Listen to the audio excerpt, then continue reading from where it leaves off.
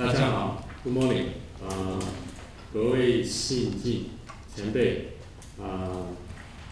今天非常感谢你们邀请我们香港来分享这个经验，但是我希望大家能够听得更明白，所以我不用我的烂的国语了，我用英文去给大家介绍这个案例，好不好？Now, good morning, ladies and gentlemen, deputy mayors, government officials, and honourable practitioners in urban regenerations. Thank you for the invitation from Taipei City Government and ITPI. It's my honour and our company's honour to share the experience here. Well, different cities have different constraints and opportunities arising from the regulation system, the land policy, and the social aspirations. So they are different. And that leads to different implementation mode in urban regeneration. But to me, this change over time. The regulation system, the land policy will change according to the need of the city. So somehow in future, we may have the same problem. And I hope the sharing today can give you inspirations on finding right solutions. Before I share the experience in one of our projects, we call it Project H18. Let me introduce our corporation first. Our name is Urban Renewal Authority. We are not part of the government. Neither. We are a private business. We are a statutory body established under an ordinance called URA Ordinance. Government first set up the URA Ordinance and a government strategy on the urban renewal, and it tasks URA as an implementation agent to do the urban renewal under the strategy and ordinance. Apart from that, government will provide us 10 billion Hong Kong dollars as a seed fund when we established in 2001. Then we implement the urban renewal. In the past 15 years, we have completed about 57 projects. So what is urban renewal strategy tell us about? They have a mandate. The mandate is very clear: to address the problem of urban decay, to improve the living conditions of the residents in dilapidated urban areas. So this is problem-oriented, and the problem is how can we clear the slum areas, including some of the old buildings with poor living standard. So our core business, usually you can check from the internet, say 4R, but our main focus is on 2R, that is the redevelopment and the rehabilitation. Here I want to clarify, rehabilitation is not the meaning. I think some of the articles in Taipei mention rehabilitations is preserve a building of special character, heritage character. But in Hong Kong, because redevelopment cannot catch up with the dilapidations of the buildings, so we need to maintain and promote a culture of timely repair of some of the buildings that are of low special heritage, so that they can extend the lifespan. So we call it rehabilitation. Rehabilitation means repair of the building without heritage. The other two small R is preservation, which exactly meaning the preservation of building with heritage, and revitalization, because we are improving district in an urban district based format. So we will find some of the strategic points, nooks, open space around our redevelopment to see whether we can revitalize it in order to improve the city as a whole. We have a power of compulsory purchase under urban renewal ordinance.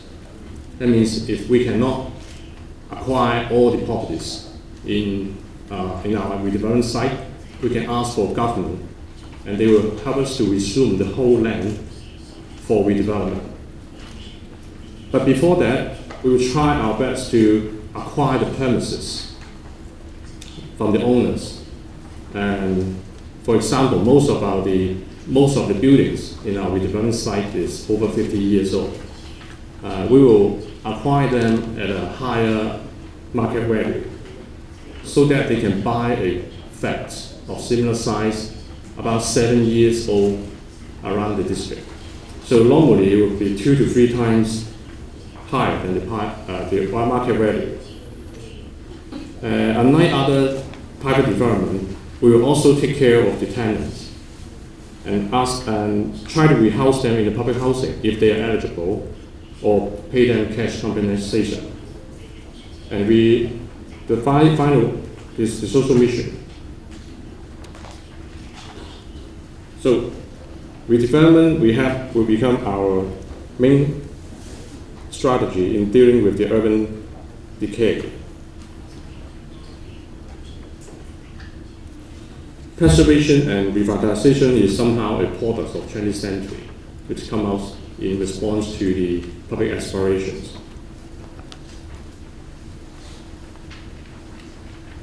So Hong Kong is considered as a developed city, as some of you have already mentioned, and its rapid development starts from early 1950 to 1970, where we built a lot of houses for the mainland refugees at that time. But given the land is scarce, and Hong Kong started to grow into a high-density city. Now, Hong Kong's the population density is approaching 27,000 persons per square kilometers. And I've checked the webs. The most close to this is Dian District in Taipei. Like other developed cities, urban decay is commonly found in urban districts where there's a booming of development 50 and 60 years ago, when the building technology started to advance. And the source of decay currently are the 6 to 9 story reinforced building. We estimate currently there is 6,200 reinforced building over 50 years old in Hong Kong. But by 2030, the figure will raise more than 2 times to 16,000. With our past 15 years effort, we can only manage to deal with 1,000 something. So there's a long way to go. These buildings are built in post-war era, and with no lift, means of escape is poorly maintained, and most of them is built with unauthorized addition and modifications, including rooftop structures, subdivided units, and they create a lot of problems during fires, and the hygiene condition is poor. And this is not a history. This is only a years ago, a media reporting how Hong Kong is now living. The living standards, to me, is somehow changing worse, because we don't have enough units in the urban area. These post-war buildings, even they are of poor conditions, they start to subdivide to meet the demand. At first, it's for single person. Now it's for young couple.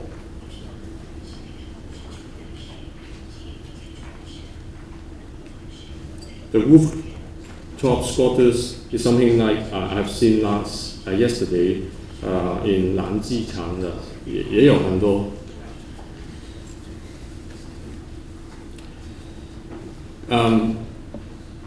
4 to 5 years ago, one of the post-war building collapsed and killed 4 people, and that started to alarm the safety problem of these post-war buildings. A fire set up 1 year later, and because of the poor maintained means of escape, 9 more people killed.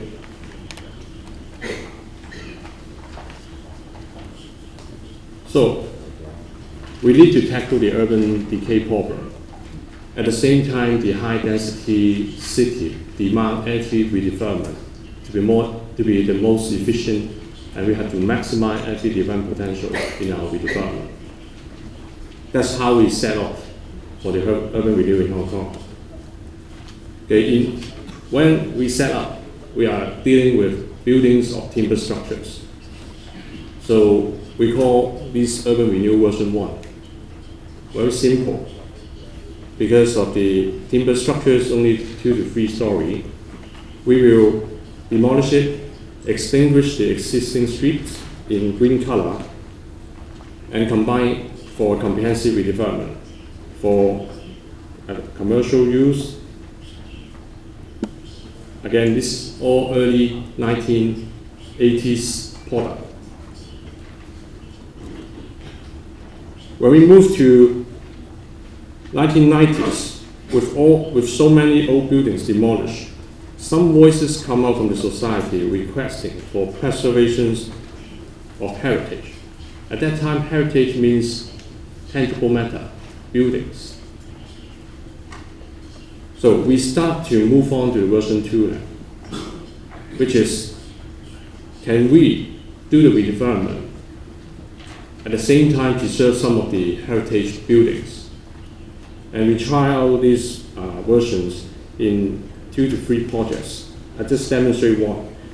This is a residential cum commercial project, and we successfully retained 2 old buildings of special heritage. This is a pawn shop, and next to it are old building.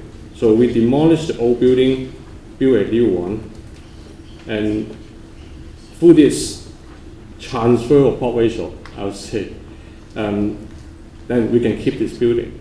Because in Hong Kong, we don't have a transfer of plot ratio from one site to another site, which is not physical link.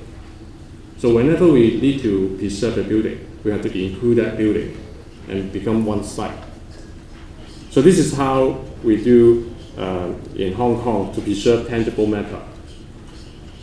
This is something not comparable to 迪化街，因为你们有那个 transfer of plot ratio。After version 2, we notice heritage does not limit to tangible elements, such as building, but also intangible one.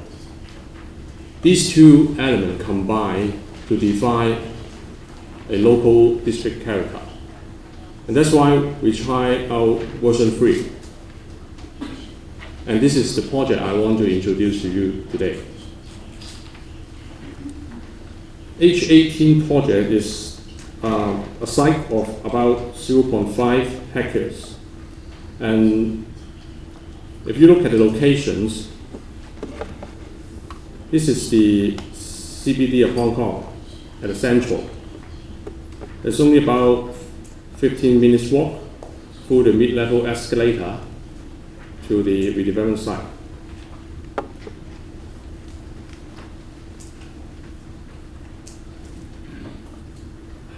You may wonder why 15 minutes walk site will be a residential area with so many poor buildings. Back in the history, actually the coastline of Hong Kong, this is the coastline of Hong Kong. Actually this is reclaimed land, stage by stage. So back in the 18th century, this is the bazaar area serving the local community.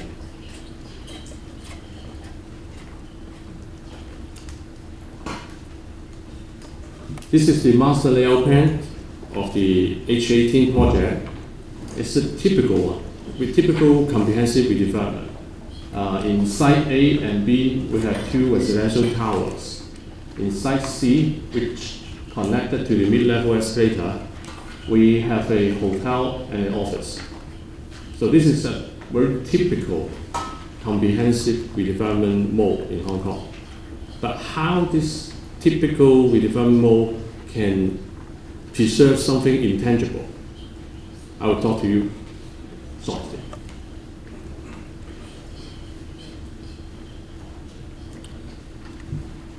In order to preserve the local character, we have actually panned the implementation mode differently from the version 2 and 1 and have a careful interface treatment.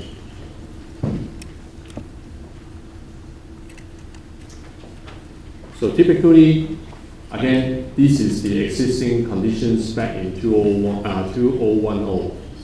So all the buildings are just like what I mentioned. It's typical post-war buildings, except 2 casa, and the building conditions exactly the same as I mentioned before. So we have to tackle this problem. But at the same time, the 3 sites are disconnected by the street.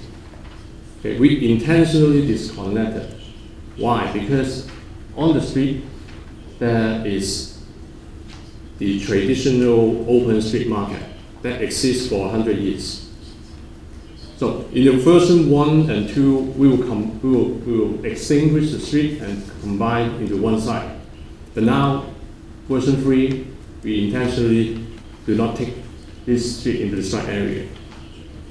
On the street, there is a lot of marketing activities happening there, and they are performed by the hawker. Apart from that, another stakeholder is the food selling shops, and they are located within our redevelopment site. These 2 combine together to form the market. A little bit explanations. Hawkers, they are only allowed to sell vegetables and fruit. They are not allowed to sell meats, seafood. So no one will go there except vegetarian. So they have to rely on other shops that sell food, seafood, to form a complete market. So when we notice this local character, in particular the hawkers, this is the hawkers. I don't know whether it's common in Taipei, but in Hong Kong, another government governing their existence, they are only allowed to have a box 3 feet times 4 feet, very small. But when they operate, they will expand automatically. The open street market exists for 100 years without too many change in their street ambience. This is 1930s. This is 1960s. This is now. What's changed is the product. The ambience doesn't change because the urban edges is all the way kept. So, and when we want to know more about the market, we find the hawkers and the fresh food shops, they actually exist in a symbiotic relationship. The fresh food shops offer a proper space for the hawkers to store the food, their products, during the night time, because they only have a 3.4 feet storage space on the street. It's not enough. So the store will back up the hawkers. But at the daytime, the store will dispatch the food to each hawkers, and it's just like extending the shop front to on the street market. So that's how they operate. However, the market is also facing another threat. It's shrinking. Why? Because of the Soho and NoHo areas. With the mid-level escalator compete, it evolved another local character. I think some of you may visit Hong Kong and know where Soho means. It's an upmarket with F&B and Western style. So it's started to gentrify the regions around the projects, and the market is shrinking. And so both are local characters, but they are not put in the same level of playing field. So you are going and want to preserve the local character and offer a sustainable regeneration mode. But before we do that, we found the street markets also got some problem. That will be, if we don't do anything, it will be outphased. There isn't any proper loading and unloading space. The pedestrians and the shoppers and the operators actually compete with each other on the street. Again, unauthorized electricity connections of the hawkers. The hawkers, basically, they don't have any provisions. They now rely on the electricity at the back of the redevelopment. So we have 4 initiatives helping to keep this local character. First of all, because we have 3 sites, we will face the redevelopment.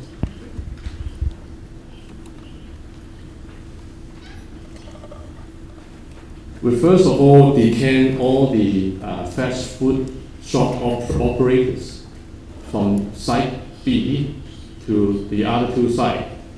Once they continue their operation there, we start to redevelop the middle site first. And after completion of this site, we will have a market block at the center of the site, inviting those fast food operators going back. And the design of the market block will follow the current. Okay, now people shop on the street. We don't want to design a market block which is multi-story. So we will continue the on-street shopping manner. Apart from that, because of the hawkers are still operating on the street, these urban edges are currently maintained. So we want to keep the streetscape by keeping the 2 buildings at the back, at the start and at the end, to define the streetscape. And with the hawkers still operating on the street, the ambience of this traditional character will be kept. So the 2 hawker streets continue to operate, and the market block after completion will offer another 2 streets for the market.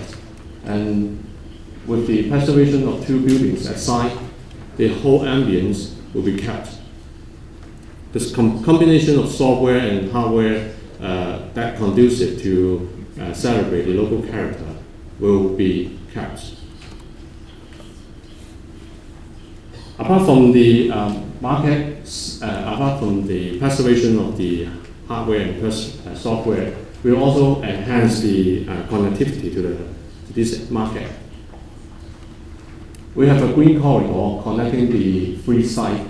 So with this one complete first, we're also planning to have an elevated connection from the mid-level escalator. So once these 2 systems complete, it will enhance the connectivity to the street market and the market block here. And before that, we do 2 revitalization work just at the beginning and at the start. Actually, they're at the beginning and the start. We beautify an empty open space into another park. We start to redevelop the entrance to the future POS as a start. So after this hardware complete, we do some modification works to help the hawkers on the street, provide them with electricity. We design the hawker's pitch. For this one, I think our team has tried to get what the problem now when they operate on the street. The problem is they have to pack and unpack their products every time. So they have to get up very early, or they have to have a very late dinner. So we try to shorten the time for their operations and provide a design solution for them. But it needs to be engaged. Public engagement is very important at this time. So after all the engagement, we finally have this version 2 hawker speech, and they call it transformer. It's not electrical transformer. It's a kind of movie you have seen. Because at daytime, something like this. But at nighttime, it's a 3.4 feet metal box. And from this to this, about half an hour. It shortened the operation time. So that's it. Later on, we do version 3 and version 4, helping them to use lighter material, less structural members to help them to operate on the street. Finally, I think we are running out of time. Apart from just having them to equip them with better provisions, we try to let them to do their works together.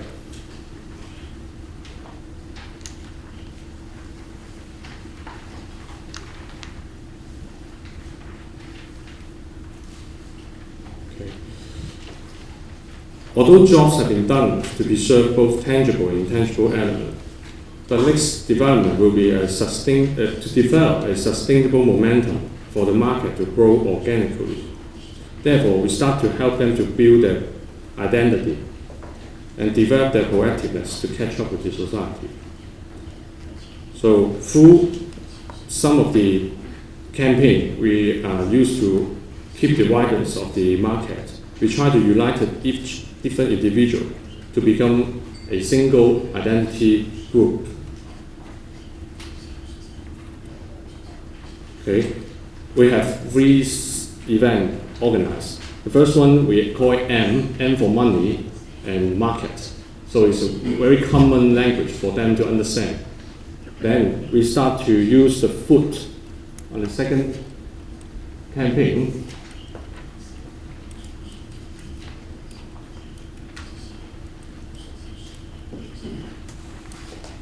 Second campaign, we start to use the element of the market, that is the food. And the third and final one, in 2014, we develop a local brand for them. You can notice this is the historical building we preserved, and on top we call 街韩史直. So this is the first one. And the second one, we start to talk about the food and produce some of the products like the lantern, the basket of special color, and try to let all these individual stakeholders to use the same colors. So we try to produce our own house design. This is a tomato with vegetables, mushroom, tofu, the meat and the potato, and the lobster, fishes, all this trying to let them think out the box. Oh, this is the food, but they have a lot of variety, if you can imagine. And then we put these graphics into souvenir and dispatch them to the buyers, shoppers. Have the hoarding graphics. And finally, this is what we developed, the logo. And now they think they belong to a group called the Taste of Graham. Develop their own brand. Okay, finally, I think just some of the from the HA team and some of the related experience, we observed that market-driven is always the momentum behind urban regeneration, and we have to acknowledge its significance. Without it, it will not be a sustainable regeneration. Or redevelopment solely rely on market, it will become a pure economic activities. Government or pseudo-government has a determination role to set a framework on how much an urban regeneration to be driven by market trend. Government need to regulate the framework skeleton to provide a suitable playing field for both private investor and local stakeholders. And as local stakeholders need to engage, your planning won't be predictable, but we will have to make refinement during the course in response to the behavior.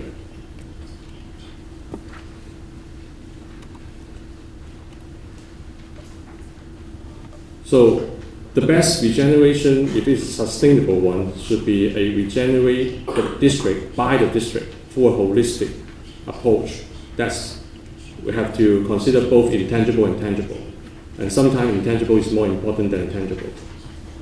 And the success rests with the stakeholders' proactive participation. They should be the part of the design, although they may not be aware. And regeneration shall provide opportunity for advancement. We should exploit the potential of the heritage rather than replicate the status, replicate the existing conditions. It creates value rather than diminish the value. At the price we have paid to retain the local character, I could summarize in 3 points. The whole competition has been lengthened for 2 years because we faced the redevelopment, and that will cost us an additional 200 million redevelopment costs. And there will be a risk of market fluctuations and doing the phasing, the change of regulations. Some of the limiting factors, we cannot do that in every project because of, one, the high property price, the scale of the project. If your site is not large enough, you can't do it. The third one is gentrification pressures. And final one, which is more important, is the government policy. So, urban regeneration in Hong Kong, unlike Taiwan, public participation is constrained by its special characters, like the regulatory system, etc. Having said that, sustainable regeneration always requires government, public participation to manage and adjust the market force. But the level and the way of participation is project specific and interactive. And I hope this sharing will be benefit to some of you thinking of the new way of regeneration. Thank you. Thank you very much. 谢谢欧助理总经理的精彩简报，谢谢。